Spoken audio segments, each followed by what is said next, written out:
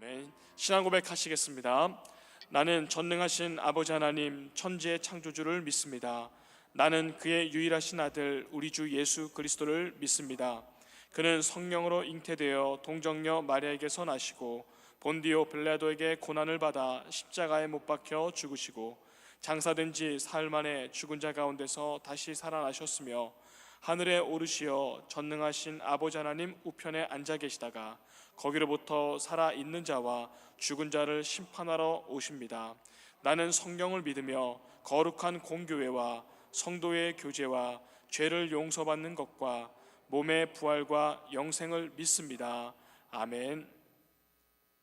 오늘 선포되어질 하나님의 말씀은 여호수아서 15장 63절부터 16장 10절까지 말씀입니다.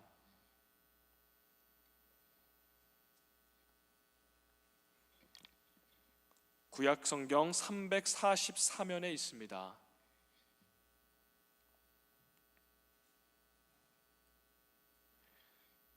여호수아 15장 63절로 마지막입니다. 63절로 16장 10절까지 말씀을 함께 우리 합독하도록 하시겠습니다. 시작. 예루살렘 주민 여부수 족속을 유다 족속이 쫓아내지 못하였으므로 여부수 족속이 오늘까지 유다 자손과 함께 예루살렘에 거주하니라. 요셉 자손이 제비 뽑은 것은 여리고 샘 동쪽 곧 여리고 곁 요단으로부터 광야로 들어가 여리고로부터 베델 산지로 올라가고 베델에서부터 루스로 나아가 아렉 족속의 경계를 지나 아다롯에 이르고 서쪽으로 내려가서 야블렛 족속의 경계와 아래 베토론과 게세레까지 이르고 그 끝은 바다라. 요셉의 자손 므낫세와 에브라임이 그들의 기업을 받았더라. 에브라임 자손이 그들의 가족대로 받은 지역은 이러하니라. 그들의 기업의 경계는 동쪽으로 야달롯 앗달에서 윗 베토론에 이르고 또 서쪽으로 나아가 북쪽 믹무다에 이르고 동쪽으로 돌아 다하나 실로에 이르러 야노아 동쪽을 지나고 야노아에서부터 아다롯과 나아라로 내려가 여리고를 만나서 요단으로 나아가고 또 답부아에서부터 서쪽으로 지나서 가나 시내에 이르나니 그 끝은 바다라. 에브라임 자손의 지파가 그들의 가족대로 받은 기업이 이러하였고 그 외에 므낫세 자손의 기업 중에서 에브라임 자손을 위하여 구분한 모든 성읍과 그 마을들도 있었더라. 그들이 게셀에 거주하는 가나안 족속을 쫓아내지 아니하였으므로 가나안 족속이 오늘까지 에브라임 가운데 거주하며 노역하는 종이 되니라. 아멘. 우리 앞뒤 좌우 계신 분들과 우리 눈으로 이렇게 반갑게 인사 나누겠습니다. 사랑합니다. 축복합니다. 성령 충만하십시오. 이렇게 마음으로 눈과 마음으로 인사 나누겠습니다. 네, 앞서서 여호수아 1장에서부터 12장까지는 이스라엘과 또 가나안 정복 전쟁에 치열했던 그 전쟁의 과정을 기록하고 있습니다. 이어서 중간두 13장부터 마지막 24장까지는 가나안 땅을 분배하는 그리고 또 정착하는 그리고 여호수아의 마지막 말년의 사역 등이 그 후반부에는 기록이 되어 있습니다. 우리 15장 63절 말씀을 읽어보도록 하겠습니다. 예루살렘 주민 여부수 족속을 유다 자손이 쫓아내지 못하였으므로 여부수 족속이 오늘까지 유다 자손과 함께 예루살렘에 거주하니라. 아멘. 앞서서 이스라엘의 가나안 정복 전쟁에 대한 기록이 여호수아 6장에서 11장까지 갑자기 치열하게 이렇게 이어지다가 11장 23절에서 그 땅에 전쟁이 그쳤더라 하면서 전쟁이 마무리되었다는 의미의 구절이 기록이 되어 있습니다. 그런데 13장 1절에 이르러서 얻을 땅이 매우 많이 남아있도다 라고 다시 기록이 되어 있습니다. 더 이상 전쟁을 하지 않고 그쳤지만 여전히 정복되어 있지 않은 가나안의 땅이 매우 많이 남아있다라고 기록이 되어 있다는 것입니다. 이 말씀은 여호수아를 지도자로 하여서 이스라엘 백성 전체가 참여하는 그 전쟁은 이제는 여기서 그치지만 이후에는 땅을 분배받은 각 지파별로 각각 자신의 땅 안에서 정복해야 되고 또 정리해야 될 지역들 그리고 그 안에 가나안 족속들이 여전히 매우 많이 남아있다는 것을 그런 의미로 기록이 되어 있습니다. 마치 요즘에서도 전쟁에 이미 어느 국가가 승리하였다 하지만 그 땅 안에 여러 잔당들이 남아 여전히 숨어서 게릴라 전쟁을 막 벌이는 것처럼 이방 민족이 여기저기에 남아 있다라는 의미입니다. 지난 7년 동안 이스라엘 민족은 그들 앞에 전쟁이 계속되었었습니다. 출애굽 시절부터 하면은 50년 가까이 그들은 정처 없이 광야에서 떠돌아다녔고 또 가나안에 도착해서도 전쟁을 계속 벌여왔습니다. 우리나라도 6.25 한국전쟁을 3년 동안 치르면서 그렇게 국토와 국민이 황폐화된 적이 있었습니다. 물론 그 당시 옛날 출애굽 시대와 요즘 현대 시대의 그 무기도 다르고 그 전쟁의 규모도 다르긴 해서 비교하는 것은 무리가 있지만 그만큼 백성들은 이 50년 가까운 광야와 전쟁을 치르면서 이미 심신은 지칠 대로 지쳤고 아마 크게 피폐해졌던 것은 요즘이나 그때나 마찬가지였을 것입니다. 그럼에도 여전히 이스라엘 민족 앞에는 넘어야 될 산들이 많이 있었고 또 정복해야 한 성들도 여전히 남아 있었고 아직 정리되어 있지 않은 아직은 남은 이방 족속들이 여기저기 매우 많이 남아 있었다. 오늘 말씀에 기록이 되어 있습니다. 이제는 나이가 많은 여호수아가 앞장서서 다 전쟁을 진두지휘하기에는 무리가 있었습니다. 나이가 많이 들었기 때문입니다. 그래서 이제는 각 지파들이 자기에게 주어진 그 땅의 마지막 정복 전쟁을 이어나가야만 했습니다. 우리가 앞에 보듯이 여호수아 15장에서 유다 지파가 가장 큰 지파이기에 가장 먼저 땅을 분배받았습니다. 100개가 넘은 성읍을 분배받았고 또 그 100개가 넘는 성들을 정복하는데 큰 어려움을 겪지는 않았습니다.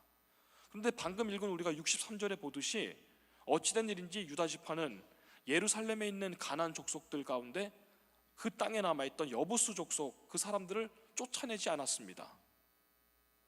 이 한 구절을 통해 63절을 통해서 유다 지파 사람들이 쫓아낼 수 없었던 것인지 그 이방 족속을 쫓아내지 않은 것인지 아니면 힘이 부족해서인지 그들이 두려워서인지 그 이유에 대해서는 쫓아내지 않은 이유에 대해서는 자세히 기록이 되어 있지 않습니다. 우리가 방금 읽은 구절과 더불어서 눈여겨볼 구절이 또 한 군데 있습니다. 우리 16장 5절 그리고 6절 말씀을 보도록 하겠습니다. 에브라임 자손이 그들의 가족대로 받은 지역은 이러하니라. 그들의 기업의 경계는 동쪽으로 아다롯 앗달에서 윗 베토론에 이르고 또 서쪽으로 나아가 북쪽 믹무다에 이르고 동쪽으로 돌아 다나 실로에 이르러 야노아 동쪽에 지나고. 아멘. 여기서 에브라임 지파는 가나안 그 중앙에 있는 비옥한 지역을 분배받았습니다. 우리가 어디에 이르고 어디에 이르고 어디에 이렇게 읽어봤지만 우리 성경 여기 맨 뒷표지에 그 앞에 보면 지도들이 나와 있지 않습니까? 에브라임 지파는 가나안, 이 적과 꿀이 흐르는 가나안 땅 중에서도 에브라임 지파가 분배받은 지역은 가장 중앙 쪽에 위치하는 아름답고 비옥한 땅을 물려받았다고 알려져 있습니다. 그런데 이들은 우리가 아까 읽었던 유다 지파와 더불어 마찬가지로 이 에브라임 사람들도 그들의 지역에 있는 남아있던 가나안 이방 족속을 완전히 내쫓지 않았다는 것입니다.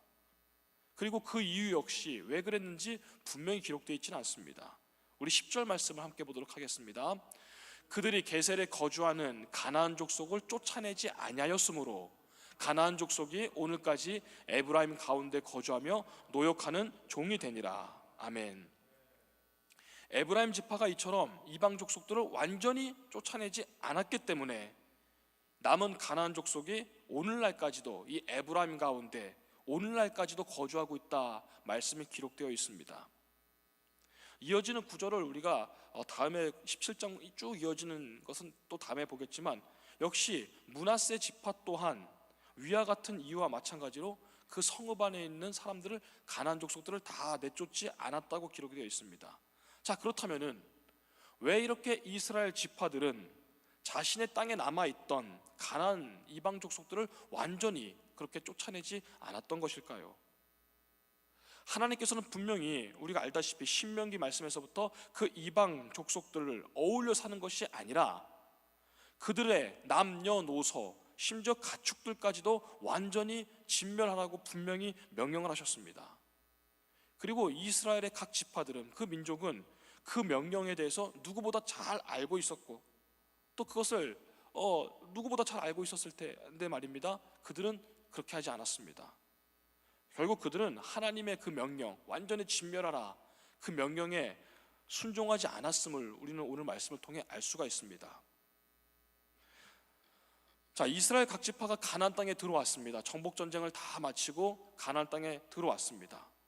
처음에는 이 40년 동안의 그 광야 생활, 그리고 7년이 넘는 이 정복 전쟁, 몸과 마음과 이 모든 것들이 다 지쳐서, 그리고 이제는 힘이 없어서 그들을 못 쫓아낼 수도 있었을 것입니다.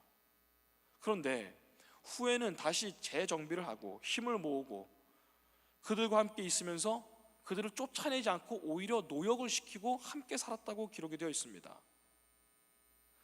점점 하나님의 명령을 알고 있음에도 불구하고 그 명령대로 순종하려는 마음도 있었겠지만, 그들은 분명히 점점 시간이 흐르면서 하나님의 명령을 따르려 하는 그 순종의 마음이 식어져서 또 열정이 식어졌을 수도 있습니다.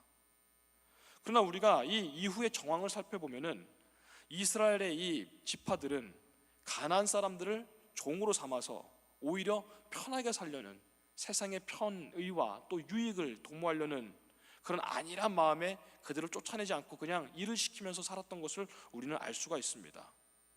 자, 그 결과는 어떻게 됩니까? 쫓아내지 않고 그들과 그냥 함께 어울려서 일을 시키며 살아갔던 그 결과, 잠시 잠깐의 편함의 유익을 얻었을 수도 있습니다만, 그들이 훗날 이 남은 사람들로 인해 가나안 우상에 숭배하는 그 우상 숭배가 깊숙이 이스라엘에 들어오기 시작합니다. 그리고 결국 하나님의 진노를 사게 됩니다. 마침내 우리가 이후의 역사를 알다시피 이들이 결국에는 우상 숭배와 더불어 북이스라엘 그리고 남유다 모두가 그 결국에는 우상 숭배가 그 안에 침투가 되어서 멸망에 이르는, 이스라엘이 멸망하게 되는 그런 무서운 결말을 얻게 됨을 우리는 이후의 역사를 통해 잘 알게 됩니다. 자, 이것이 오늘 말씀이 우리에게 주시는, 나에게 적용할 만한 교훈이 무엇이 있습니까? 우리 믿는 자들에게 있어서 세상적인 편의와 아주 유익한 것들을 도모하면서 그것들 따라 죄와 타협하는 그것은 결국에 우리에게 이것만큼 위험한 것은 없다는 것입니다. 죄와 타협하는 것만큼 위험한 것은 우리 믿는 자들에게 없다는 것입니다. 그 결과는 우리에게 유익이 되기는커녕 영적인 생명, 이런 것들까지 다 잃어버리게 되는 파국을 맞는다는 것을 오늘 우리 말씀을 통해 교훈을 얻을 수가 있습니다. 요즘은 뭐니 해도 자본주의 시대입니다. 그러나 이 자본주의가 심해져서 물질 만능주의로 가고 또 황금 만능주의로 가고, 돈과 물질과 재물, 혹시 이런 것에 너무 빠져 계시지는 혹시 않으십니까? 또 배금주의란 말도 우리 잘 알고 있습니다. 물질이 우선시되고 사람을 도구로 생각하는, 그래서 어떤 사람들이 그저 내 인생의 유익이 되고 도구로 쓰이고자 하는 그런 것들이, 그런 마음들이 혹시나 있지는 않으십니까? 우리가 오늘 말씀에 보다시피 이 에브라임 지파, 유다 지파, 므낫세 지파, 분명 이들은 하나님의 명령을 기억하고 있었습니다. 아까 말씀드렸다시피 전쟁이 길어지면서 또 그 직후 애굽 출애굽까지 이어지면서 그것이 너무나 몸과 마음이 지쳐 있는지라 잠시 휴식을 취하는 것은, 쫓아내지 않고 휴식을 취하는 것은 이해할 수 있습니다. 그러나 그 이후에 그들은 분명히 하나님의 명령에 대해서, 그 열정에 대해서 지키려는 순종하는 마음, 그리고 열정이 식어버렸다는 것입니다. 한마디로 하나님의 말씀에 대한 첫사랑, 그 열정을 잊어버렸다는 것입니다. 그 약속을 잊었다는 것입니다. 자, 그렇다면 우리는 오늘 말씀에 비춰 나 자신에게 또 적용해야 될 게 무엇이 있겠습니까? 나 또한 처음 예수님을 인격적으로 만나고 또 믿게 되었을 때, 그때 그 첫사랑의 순수한 열정이 지금 요즘 얼마나 남아있는가 우리는 한번 점검해 봐야 될 것 같습니다. 우리가 처음 세례를 받았을 때, 또 처음 집사, 권사, 장로 그리고 목사의 직분을 처음 받았을 때, 그때 그 첫사랑, 첫 열정, 첫 마음가짐, 또 교회 안에서 교사나 찬양대나 또 수많은 우리의 교구와 속회와 여러 가지 또 기관과 부서, 그 안에 헌신 봉사할 공동체 안에서 우리가 직책을 맡게 되었을 때, 한 위치를 맡게 되었을 때 그때 처음 감사와 감격과 그때 마음가짐, 그 열정 혹시 지금 얼마만큼 갖고 계십니까?